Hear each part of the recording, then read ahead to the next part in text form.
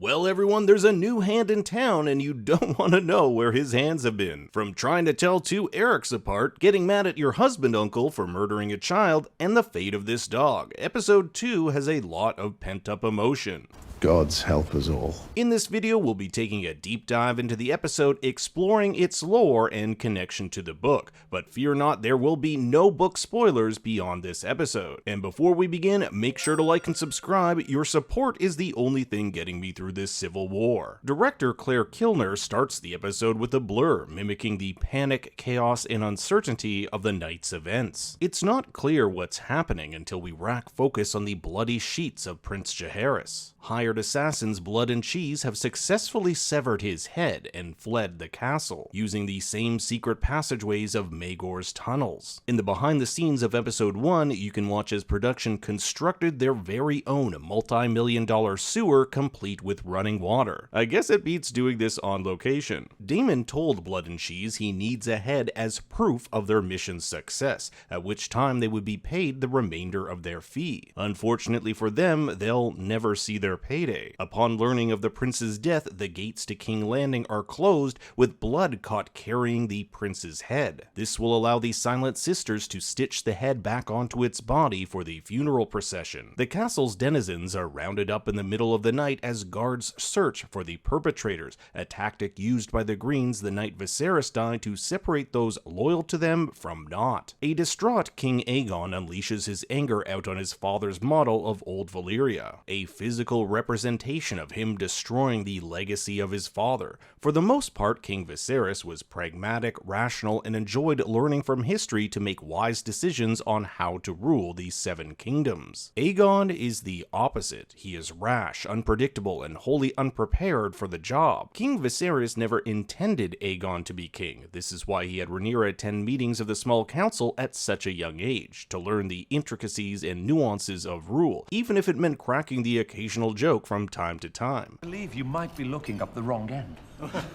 Aegon himself never wanted to become king. He ran away because he knew he wasn't suited for the responsibilities it entailed, but ultimately learned to embrace it because, for once, he was finally loved by someone. In the book, Aegon doesn't want to become king either, but reluctantly takes the mantle after being told by Criston Cole and others that if he doesn't take it, Rhaenyra will assassinate him for fear he'll be a threat to her rule. Last episode, we saw how Hand of the King Otto Hightower and Queen Dowager Alicent Hightower continued to conspire on how to best puppeteer their king as the kingdom sits on the precipice of war. But the death of Jaehaerys will rouse Aegon so deeply neither his mother or grandfather can keep him in check. As Aegon destroys the decades-long work of his father, he is simultaneously destroying his father's decades-long work of keeping the peace. Aegon wants war. He says the line, "They castrated me," referring to killing his only legitimate son and heir to the throne. Back in season 1, it was rumored that Aegon had bastard children, some of whom were slaves at the fighting pit. Then there's the curious case of Maelor, Aegon and Helena's third child.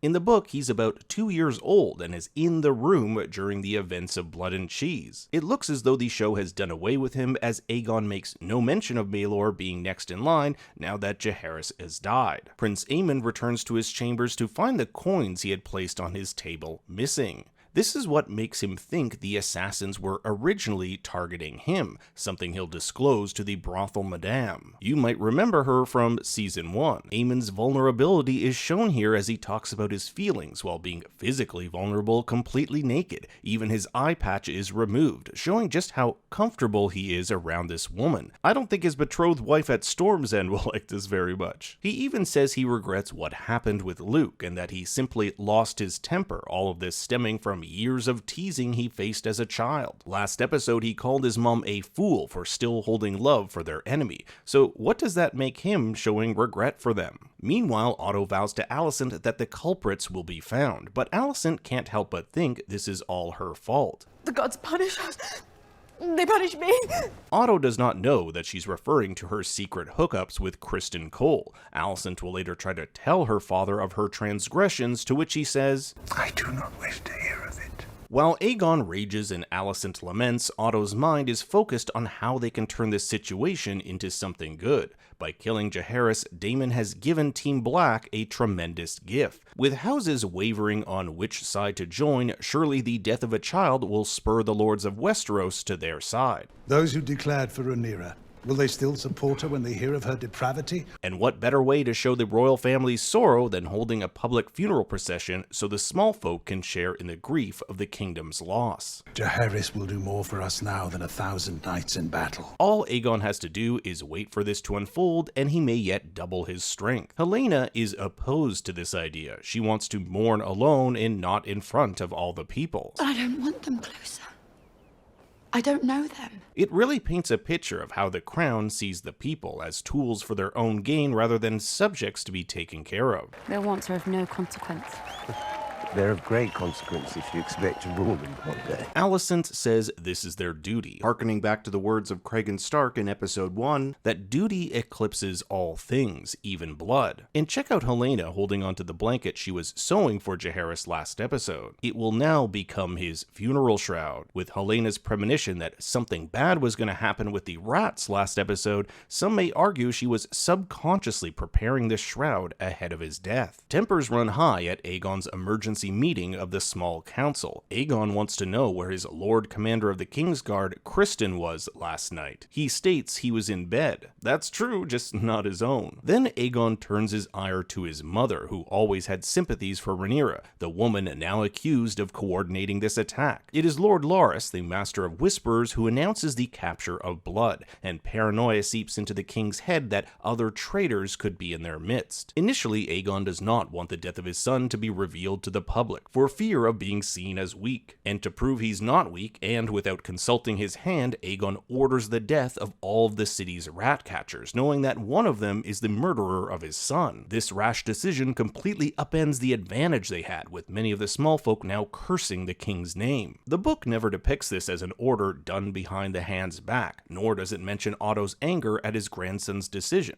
but it certainly sets up his eventual dismissal as Hand. This was hinted at last episode when Larys took Aegon aside and implied that a new king should have a new hand. I found it interesting that the king would not join his mother and wife in the procession. Perhaps it is not safe, considering if something were to happen and he died, he no longer has an heir to take the throne, making Rhaenyra's claim that much stronger. The procession is guarded by a mix of Hightower and Targaryen guards. The people mourn the prince's death as a man at the front urges the small folk to see what Rhaenyra, the pretender to the throne, has done. And it's gotta be an interesting experience for Helaena, who watches these people weep for a child and mother they know nothing of. Among the crowd is a woman named Cat, who we'll find is the wife or lover of Hugh, the blacksmith who petitioned the king for extra coin in crafting more scorpions, these giant ballista used to fend off dragons. I can't be sure if these two are married, considering neither of them wear wedding rings, nor if this is his sick daughter. In fact, we can't even be sure this Hugh is Hugh Hammer from the book. Correct me if I'm wrong, but his last name has yet to be revealed, and his IMDb credit has him simply listed as Hugh. If this is indeed Hugh Hammer, then the show has made significant changes to his character. When we first meet Hugh in the book, he's on Dragonstone and has no wife. Perhaps this change is to set up his character as a struggling family man while simultaneously showing us the dire situation among the small folk. Rhaenyra's blockade of the Gullet has blocked off trade to the city, and the people are starting to go hungry. Poor Helaena has a breakdown when the crowd surrounds her funeral carriage. She just lost her son, never wanted to do this in the first place, and her own husband simply walks past her down the staircase without offering any form of compassion or condolence. The death of Jaehaerys comes as a surprise to Rhaenyra, whose only line last episode was that she wanted Aemond, not Jaehaerys, not anyone else. Now the entire realm thinks she's a child murderer. Among her Black Council is Maester Gerardus, Lord Bartimos Celtigar, her Master of Coin, Lord Alfred Broom, Rhaenys, and Daemon. There's a great shot of Rhaenys staring down Daemon after Rhaenyra explains she'd never inflict pain on an innocent,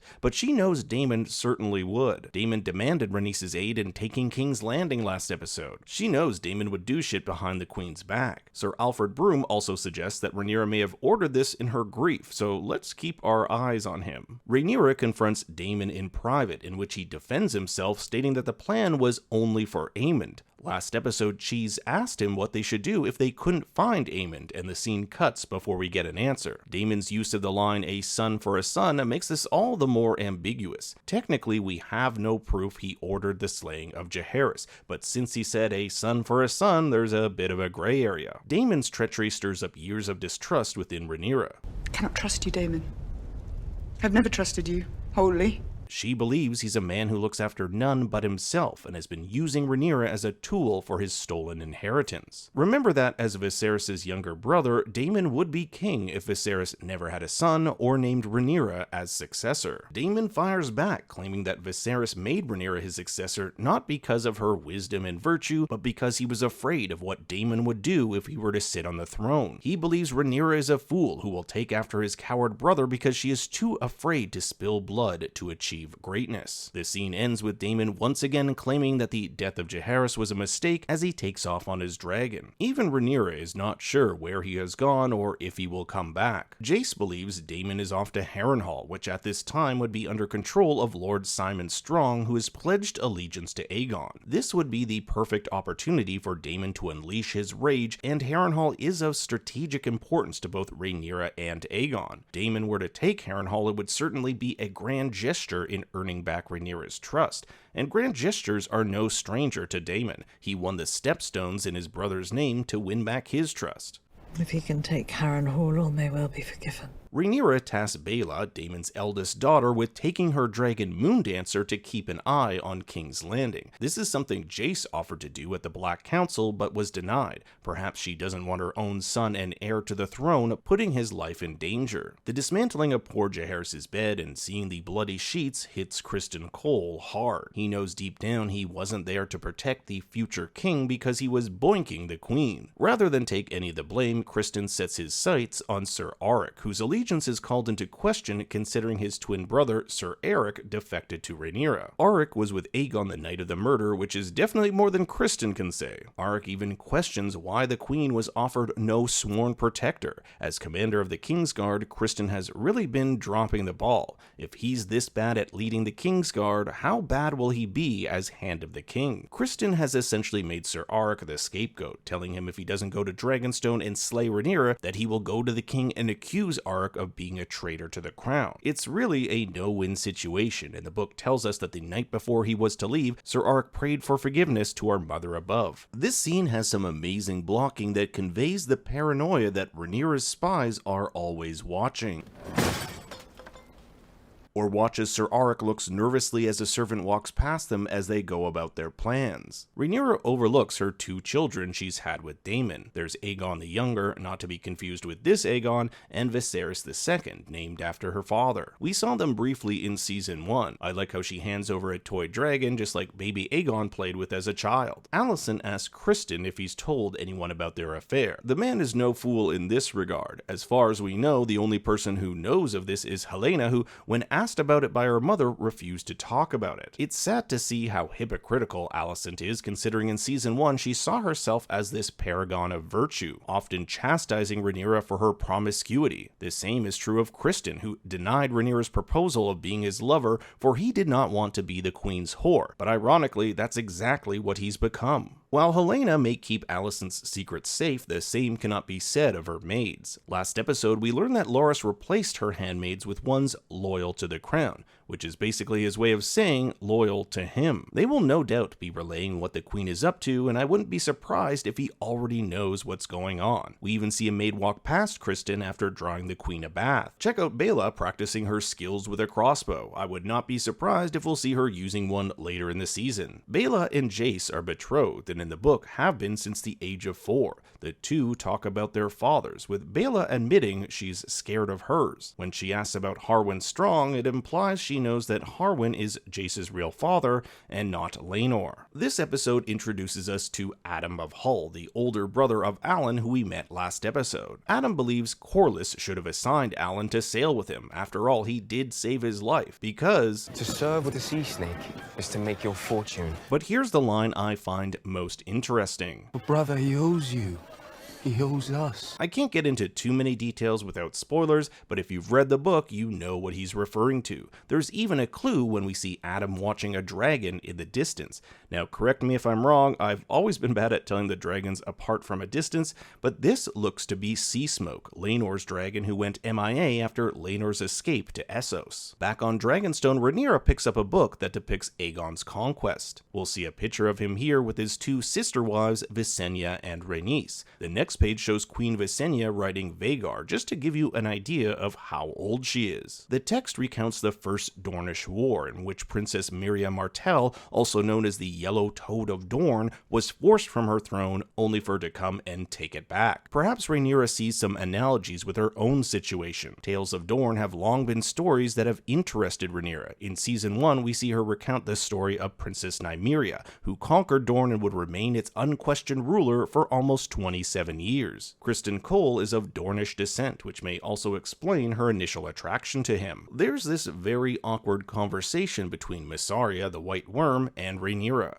Mysaria was a former lover of Daemon's, and now Rhaenyra is married to him. The two actually met way back in Season 1. Rhaenyra wants to know what role Mysaria played in the death of Jaehaerys, to which she discloses the deal she made with Daemon. 2 names, blood and cheese, for the price of freedom. Rhaenyra will end up believing Mysaria and honoring Daemon's deal. This proves to be a life-saving decision, because if Mysaria hadn't seen the imposter Eric arrive ashore, she wouldn't have been able to run back and alert the real Sir Eric of this treachery. In other words, if Rhaenyra hadn't let Mysaria go, she surely would have died. If you're like the Queen, you may also have been curious where Mysaria got this scar. Neither the show nor book has an answer, but the most likely theory is that it was from a collar during her time as a slave. When she was with Daemon, she often covered her neck with capes or jewelry. The body of Cheese hangs outside the castle with his poor dog at his side. Maybe he'll find a better owner. In the book, it is said no trace of Cheese was ever found. Pieces of Viserys' model are taken away. It's crumbling analogous with the crumbling of the kingdom. Otto is furious at the king's rash decision to murder all the rat catchers, showing no reservation in saying what he really feels.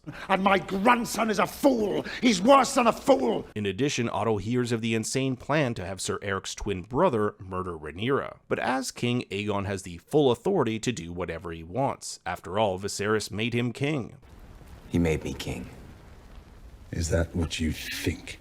Viserys didn't make him king. It was only through the political maneuvering of Otto and Alicent. Otto's line could even be interpreted in much more nefarious ways, and it is this line that spurs Aegon to relieve Otto as Hand and name Sir Criston in his place. My new hand will be a steel fist. If Criston is as bad a hand as he is commander of the Kingsguard, this will be ruinous for Team Green. Rhaenyra prepares for bed wearing this House Arryn blue nightgown. Her mother Emma was of House Arryn, and like her, she has now lost 2 children. Member of the Queensguard, Sir Laurent Marbrand, is relieved of his duty by the imposter Eric, allowing him access into the Queen's chambers. However, the real Eric is just in time to save the Queen's life. The book has several accounts of what actually happened here. In fact, in the book, the Queen is never in any real danger, as the fighting happens in the courtyard and not in her chambers. Grand Maester Munkin says the 2 brothers fought for an entire hour, with the 2 dealing mortal blows to one another, dying in each other's arms as tears ran down their cheeks. The Fool Mushroom's account states that Eric cut his brother's arm straight off, but was wounded when Ark grabbed his cloak and plunged a dagger into his gut. It would take Sir Eric 4 days of pain and agony to die of his wound. Both men have no choice but to fight, because they are bound by duty, making Kragan's line that duty eclipses blood even more evident. Sir Eric ends up the victor. You can actually tell the 2 apart by knowing which one has the stab wound on the right leg. The one with that wound was protecting Rhaenyra, so you know that's Eric. Although Eric might have been victorious in this battle, he failed at making sure the Queen was safe, and thus he commits Game of Thrones seppuku and takes his own life. Otto tells Alicent that now he has been exiled from the council, he can no longer stay in the city. He has no intentions to return to Old Town, where Alicent's youngest son, Darren, who we haven't seen yet, resides. But Alicent suggests his skills are better used elsewhere. He should go to the Tyrells at Highgarden, whose support has been wavering as of late. Alicent will try to cool cool Aegon down, and maybe in time Otto will be brought back to the council. Alicent finds Aegon crying. He has just lost his son, fired his grandfather as Hand, and ordered the execution of countless men. But the really interesting thing here is that instead of comforting her son, she just leaves. Notice him playing with his ring, something Rhaenyra would often do when she was anxious. That sly dog Kristen is already waiting in Alicent's chambers. She slaps and pushes him, expressing her anger. Remember, she thinks it was her sins that caused Jaehaerys' death, and yet she can't quit the man she committed them with. A few moments ago, she was consoling her father for getting fired, and now she's making out with the man who took his job. I wonder what Aegon will think when he finds out his hands have been in his mom. Episode 2 is a slower-paced edition that mainly dealt with the aftermath of Prince Jaehaerys' death, but with the two sides rallying their men and tensions rising across the realm, fire and blood are soon to spill. But what did you think of the latest episode? I want to hear your thoughts and theories in the comments below. Thanks for watching, be sure to like and subscribe, and for more bad takes you can follow me on Twitter and Instagram at ThinkStoryYT.